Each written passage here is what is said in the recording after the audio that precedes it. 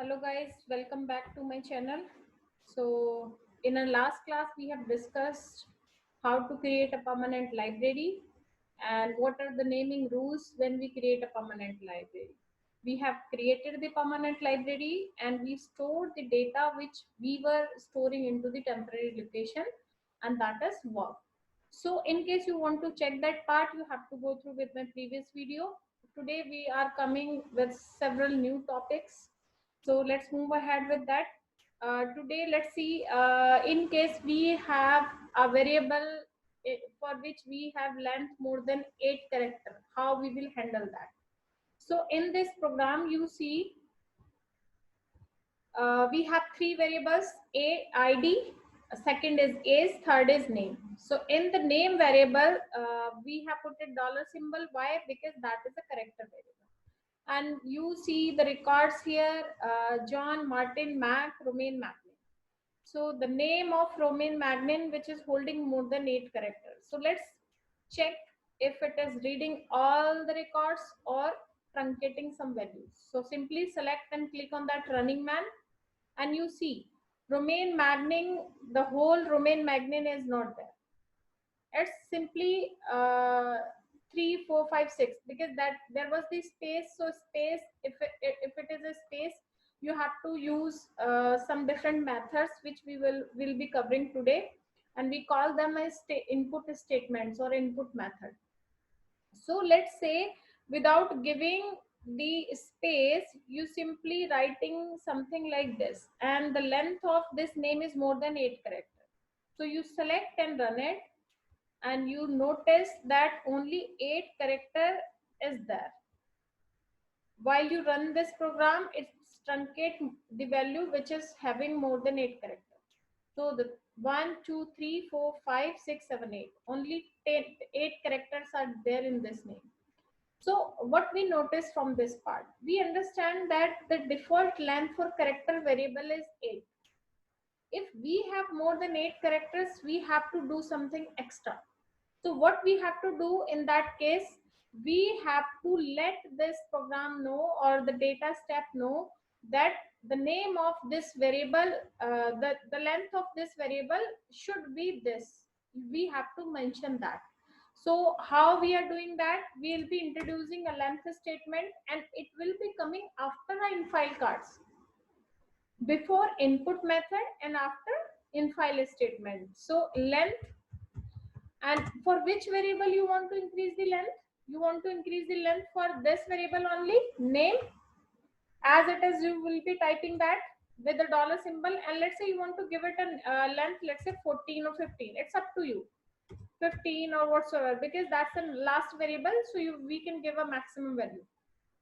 Dot and semicolon. So once you run this part, now you select and run. Sorry, it's a space there. We have to fix it first. You simply select this and click on that running man. What you noticed, length statement is doing two things altogether. One is increasing the length of that particular variable which we have entered into the length statement. Apart from this, this is rearranging the variables as well.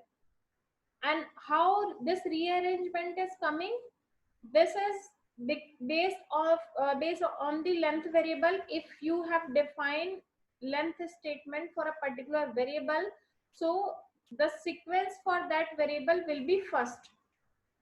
Why it's coming?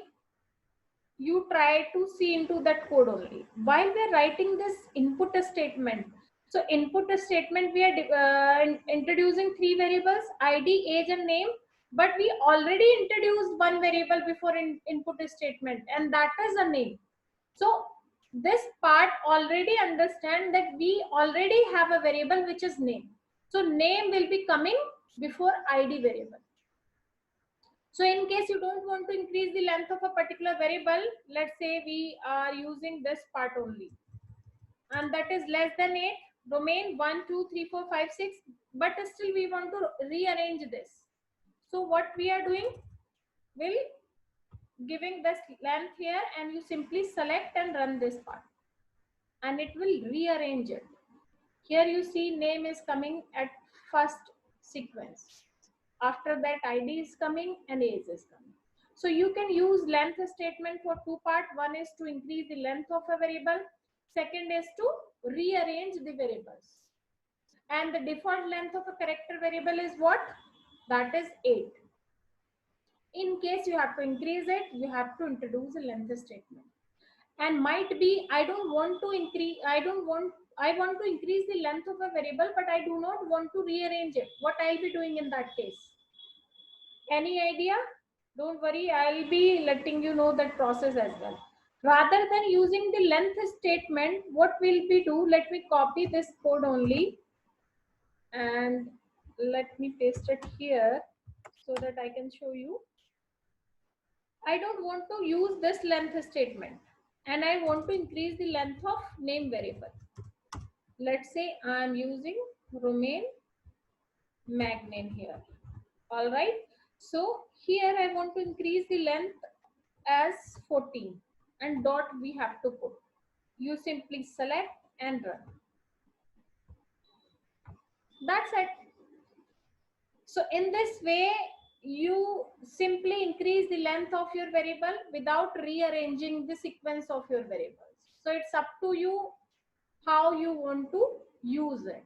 In case you only want to increase the length, you simply use the length statement. And in case you want to rearrange, then also you can use length statement with the length of that particular variable. And in case you don't want to rearrange but still want to increase the length of a variable, then you define the length into input a statement only. I believe it's clear to you. Now let's move ahead with some more interesting things which will be coming under input statement only. So that was the simple program which we have covered till now, and the method which we use it, this is the very simple method, and we call that a list input method. It's a default input method. This type of program where we have defined a variable as we want to see them with space delimited in case we have different delimiters, so we know how to handle different variables as well. We have discussed that in a previous class. You can check that how to handle multiple delimiters within your code using DLM, DSD, and handle missing value using misover. So today you see that's a very basic program which we call a list input method. Now in case we have a data something like this, how you will be handling this? This is the data. We have variables, we have equals to symbol. So we have in case we want, and how we are giving the data type for that type of situation. If you want to give it a numeric, we have character as well. In case you want to give it a character, we have numeric as well. So there is a confusion, but still you want to read this data like only this part, only the records which are coming under ID, age, and name. So although you won't be able, you will never face such kind of situation where you will be handling such type of data. But still, if you're appearing for the SAS certification, we can have one or two questions related to name input method as well. So this is coming under name input method. We call that a named input method. And to read that data, you simply use equals to symbol in front of the name of your variable. And if it is character, the same way we have to put the dollar symbol. So ID, the name of your variable, equal to symbol, so that we can handle this part as well. Age equals to symbol, so that we can fix this situation which is coming there, and the name variable. And why we are using length statement, I believe you all are clear with this part, because we need to increase the length of name variable, which is more than 8 characters. So you simply select and run this part, and you see the output. Here it is. So you have the clear records coming under all three variables. And why this sequence has been changed? just because of the length statement. If you don't want to do it, you can increase the length here only. Fine. So the next situation is this this part, and that is a column input method. But before going to this part, we have to understand how to read a date variable. Let me use a simple notebook to explain that part. Let's say, guys, we have a data something like this, date variable, which is 1st January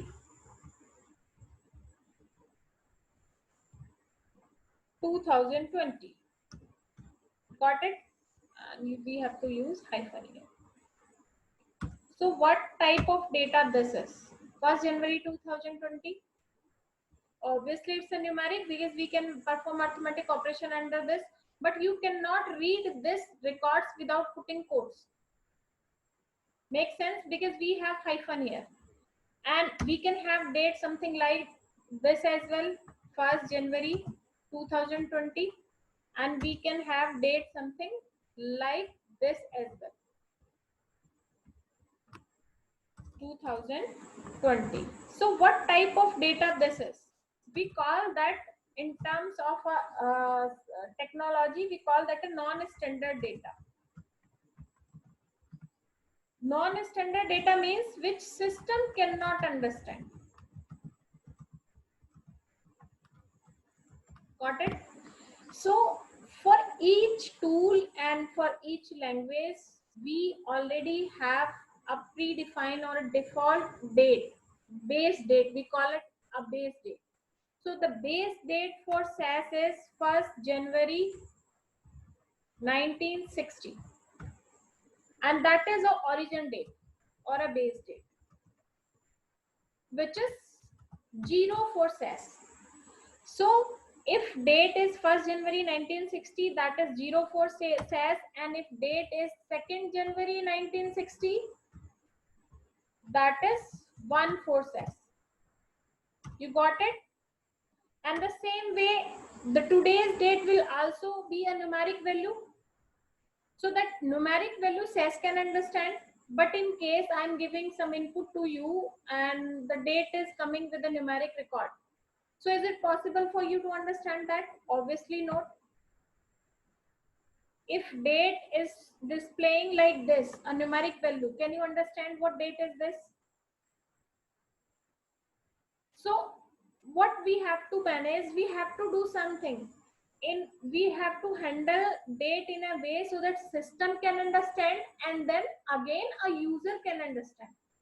What user understand? User understand a known standard format.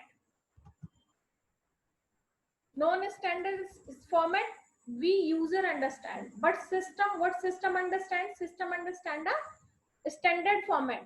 For system, 0 is the format which system can understand or SAS can understand, but for we humans, we only understand that date in that way. So to handle this situation, SAS provide you informat and format techniques. Let me show you how we use that. If we have a date something like this, what is this? This is MMDDYY format, month, day, year. So we have to write MMDDYY with the length of this keyword, this particular record. So here we have 1997. So the length of this date would be 1, 2, 3, 4, 5, and this sequence 6, 7, 8, 9, 10. In case we have only 97, so the length would be 10 MMDDYY 8 in that case. So we have to use MMDDYY 10, MMDDYY 8, or DDMMYY 8 or 10. Although we will be covering that topic in detail while we'll be moving ahead with the informat and format part. So here you understand, if we have a date variable, so to read that we have to use MMDDYY or DDMMYY option, and we call that a informat. So you see some new things here in this code. We have this data demo 2 So where this demo2 will get stored, because we are not giving any library here. What is the default library for SAS? The default library is temporary library, which is work. So where this demo2 will go, it will go to work only. And why we are using this type of syntax here? Just because of column input method. If we have a data like this, so in column input method, we let SAS know the starting point of that particular column with the length of that particular column or a variable. So first PID is your variable, and where PID starts, it starts from 1, and the length of PID is 3, but we have to manage this space as well. So 1 to 4, we have allocated the location to this variable. So which will be coming under 1 to 4, it will go to the PID variable only. We are already defining the location for each and every variable so that we can easily read the raw data. So anything which will come under 1 to 4, it will go to PID, and then 4 after the name variable is start from the 5. From where name variable is going to start, it is going to start a 5 pointer. 1, 2, 3, 4 is for space, and 5 is for this variable. 5 and the length of this particular variable. The length of this variable is 11 if you count it. 1, 2, 3, 4, 5, 6, 7, 8, 9, 10, and the space. So I'm giving 5 plus 11 is 16 to this particular variable. So anything which is coming between 5 to 16 will go to the name variable. We already assigned this part. And then for the age variable 17 to 19, that location or that particular space we are assigning to age variable. Then for the color, 20 to 25 is coming for under color variable. And then we talk about this date part. Date we have to handle in this way only.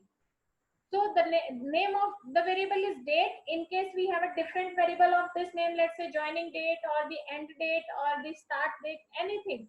So you simply give the name of that date variable and the format, how you want to use it. And it will be based on the format of the date. Here the date is based on MMDDYY, and the length of date part is 10. So we'll be putting MMDDYY 10 dot.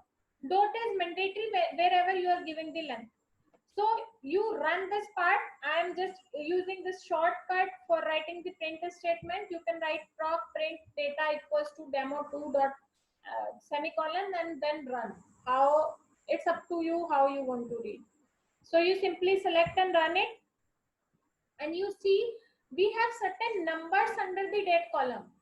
So now you got it that from where these numbers are coming. It has been calculated from a origin date which is 0.